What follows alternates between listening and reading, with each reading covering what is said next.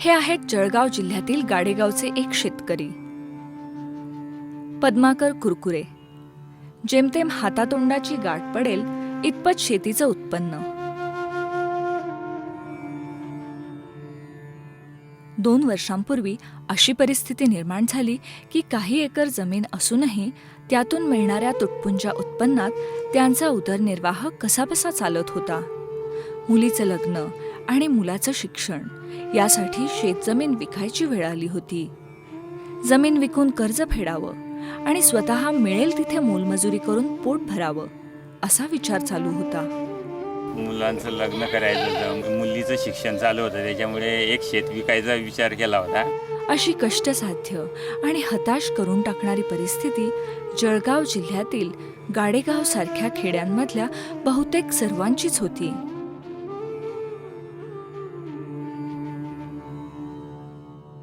गेल्या अनेक वर्षांपासून या जिल्ह्यात असलेल्या दुष्काळाची झळ या प्रदेशातील प्रत्येकाला सोसावी लागत होती. पाण्याची रोजची गरज भागवण्यासाठी ग्रामस्थांना मैलोनमैल पायपीट करावी लागत होती.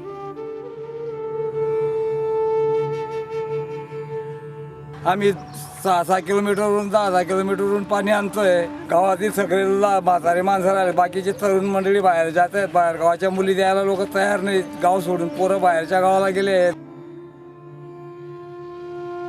जमिनीखालची पाण्याची पातळी सतत कमी होत असल्यामुळे विहिरी आटू लागल्या होत्या.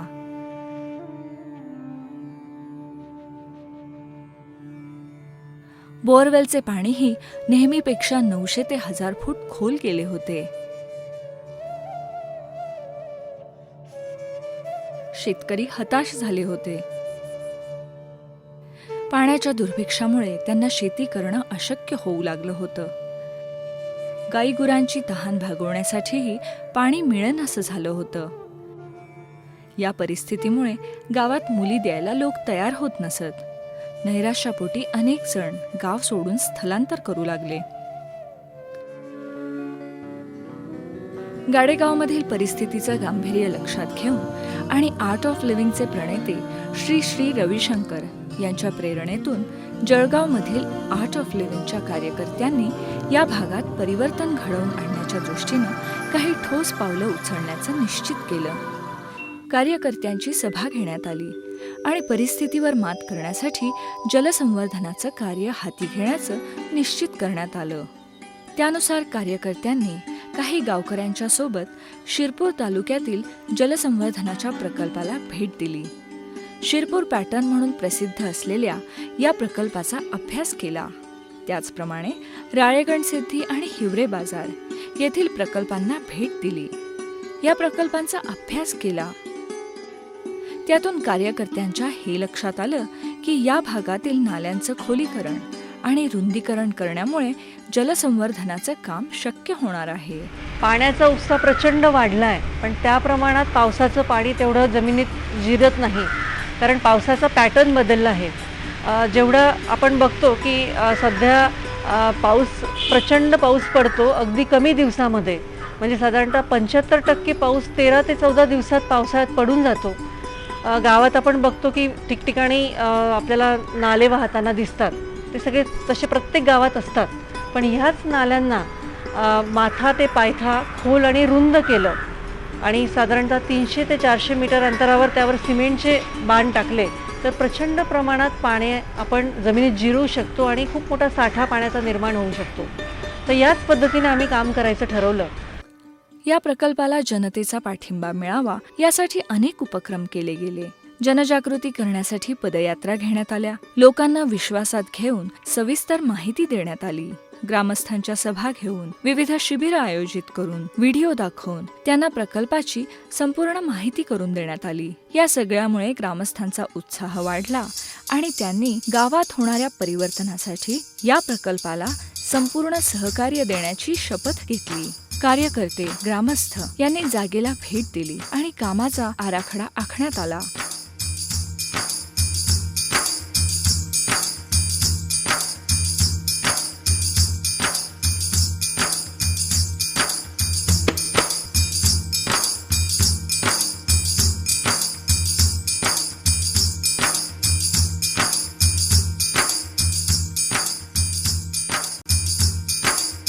जवळजवळ 1,00,000 ट्रॉलीज भरून गाळ काढण्यात आला.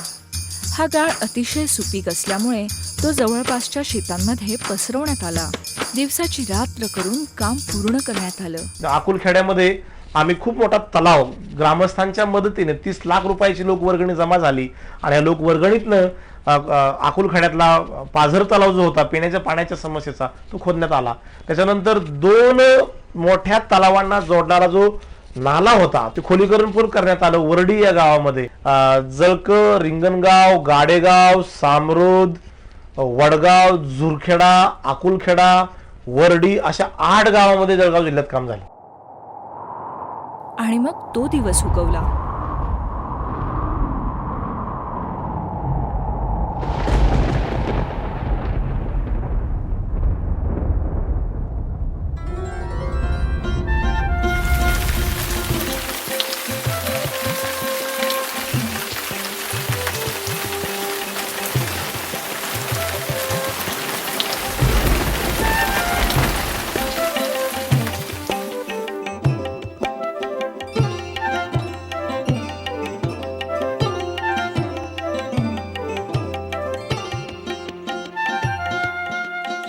पाऊस तर सरासरी इतकाच पडला, पण आता पावसाचं पाणी जमिनीत झिरपून नाल्यात पाणी साठू लागलं.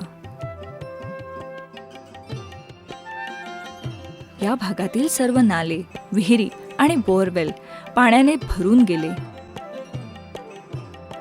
तुडुंब भरलेलं पाणी पाहून गावकऱ्यांचा आनंद गगनात मावेना. साधारणपणे 15,000 क्युबिक मीटर एक्सकॅव्हेशन तिथे झालेलं आहे आणि इथे हा जो बंधारा आहे साधारणपणे 15 फूट खोलीचं पाणी आता इथे जमा झालेलं आहे. ऑगस्ट सप्टेंबर महिना ओलांडल्यानंतर सुद्धा ही विहीर रिचार्ज होत नव्हती आणि याच्यात 10 जूनला पाणी आल्यानंतर दुसऱ्या तिसऱ्या दिवशी त्या विहिरीत 50 फूट पाणी आलं आहे. दरवर्षी आमच्या अक्षरशः म्हणजे श्रावण महिना संपूर्णही पाणी येत नव्हतं, म्हणजे पोळ्याही झाला तरी पाणी येत नव्हतं विहिरीला. आता यावर्षी अगोदरच पहिल्याच पाणीमध्ये भरलेले. नाल्यातील पाणी वारडी खेड्यात कमीत कमी 0.6 कोटी लिटर्स, तर जोरखेदा येथे जास्तीत जास्त 164 कोटी लिटर्स इतक्या प्रचंड प्रमाणात वाढले. जे नाले पूर्वी कोरडे पडले होते ते खोलीकरण आणि रुंदीकरणाच्या कामामुळे आता बारमाही भरलेले असतात. हा ट्यूबवेल 500 फुटावर खोल गेलेलं पाणी आता 50 ते 60 फुटावर पाणी येऊन गेलेलं आहे. या ठिकाणी फुल प्रकारे पाणी निघतं आणि मी इथं पूर्ण बागायत जमीन आता मी करतो. गावामधील पिण्याच्या पाण्याचा प्रश्न आता कायमस्वरूपी सुटला आहे. त्यामुळे गावकऱ्यांना आता पाण्यासाठी पायपीट करावी लागत नाही. पूर्वी पाणी आम्ही 3 ते 4 दिवसाची आड पाणी देत होते गावाला. आता लाईट इलेक्ट्रिक अभावी फक्त आम्ही 1 दिवसाची आड देतो. जर आम्हाला लाईट कंटिन्यू भेटली तर आम्ही दररोज पाणी देऊ शकतो. पाण्याचा प्रश्न पूर्ण सुटलेला आहे आमच्या गावाचा. गुरांसाठी चारा पाणी भरपूर प्रमाणात उपलब्ध आहे. 5 वर्षापासून पाणी नव्हतं ना पिण्यासाठी, पण हे नदी कोरल्यापासून प्यायला सुद्धा पाणी मिळतंय, ढोरांना पाणी मिळतंय आणि बगीच्यामध्ये सर्व्याकडे हिरोगार चमकतंय. नाही तर असं होतं तर सर्व्याकडे म्हणजे पाणी पावसात बी असं कोरडं दिखायचं, उन्हाळ्यामध्ये कोरडं दिखायचं. जास्ती जागेवर शेती करण्यात येऊ लागली आहे. तसेच शेतकरी आता वर्षातून 3 पिके घेऊ लागले आहेत.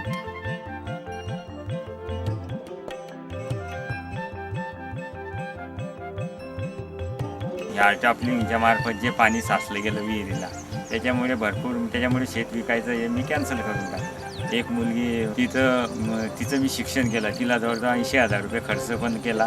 मुलाचं लग्न केलं, त्याला जवळजवळ 2.25 लाखापर्यंत खर्च झाला आणि आता एकदम कुटुंब थोडं सुखी आहे. पैसा सुद्धा आता पुढच्या लागवडीचा माझ्याजवळ शिल्लक राहिलेला. आणि आजपर्यंत जे पडेल होतं सगळं उजाड होतं. उजाडमुळे काहीच दिसेना. लोकच लय वाटे की आपली प्रगती होणार नाही, पण हाय आर्ट ऑफ लिव्हिंगनं करामुळे जी लोकांनी प्रगती व्हायले, जेव्हा शेतकरी सुखी व्हायले, बागायतदार व्हायले, हाय फक्त आर्ट ऑफ लिव्हिंगनी कामगिरीमुळे व्हायले. या भागातील हिरवळीचे प्रमाणही वाढले आहे. पर्यावरणातही आधीपेक्षा सुधारणा दिसून येत आहे. शेती आणि जोडधंदे यांचा जोम वाढला आहे. मी बाहेरगाव जर गेलो तर मला कंपनीमध्ये 5-6 हजार रुपये भेटतील. तिच्यापेक्षा आपल्यामध्ये शेती आहे ना, शेतीमध्ये भाजीपालाचं उत्पन्न काढायचं, त्याच्यात आपल्याला सहज 12-13 हजार रुपये मिळून जातात. गावातच नोकऱ्या उपलब्ध झाल्यामुळे युवक वर्गही खुश आहे. गेल्या 5-6 वर्षापासून आमच्या गावामध्ये कामच नव्हतं, कारण पाणी पडायचं वाहून जायचं. आता यावर्षी आर्ट ऑफ लिव्हिंगनं आमच्या गावामध्ये हे नाले खोलीकरण केले ना, त्यामुळे या शेतकऱ्यांची विहीर खूप पाण्याने भरलेली आहे आणि त्या पाण्याचा फायदा त्यांच्या पिकाला झाला आणि त्यांना फायदा झाल्यामुळे मग त्यांना या आमच्या मजुरीला फायदा झाला. गेल्या 15 वर्षांपासून जळगाव आर्ट ऑफ लिव्हिंगतर्फे जळगाव शहरामध्ये तसेच जळगाव जिल्ह्यामध्ये विविध प्रकारचे सेवा प्रकल्प राबवण्यात आलेले आहेत.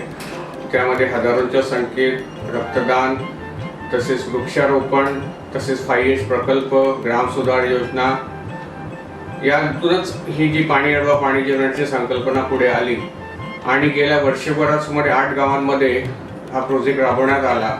जे रिझल्ट्स, जो रिस्पॉन्स आम्हाला त्यातून मिळाला, त्यामुळे आमचा उत्साह अधिकच वाढला आहे आणि जास्तीत जास्त गावांमध्ये हा प्रोजेक्ट राबवण्याचा संकल्प आम्ही केलेला आहे. केवळ 11 महिन्यांच्या अल्पकाळातच जळगाव जिल्ह्यातील खेड्यांनी अभूतपूर्व यश मिळवलं आहे.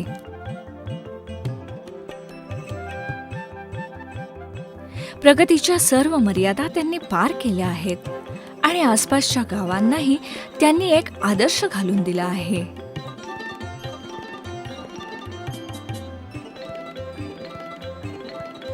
जळगाव जिल्ह्यातील ग्रामस्थ आता नवीन आव्हानांना सामोरं जाण्यासाठी आणि परिवर्तनाचे नवीन आदर्श निर्माण करण्यासाठी पूर्णपणे सज्ज आहेत.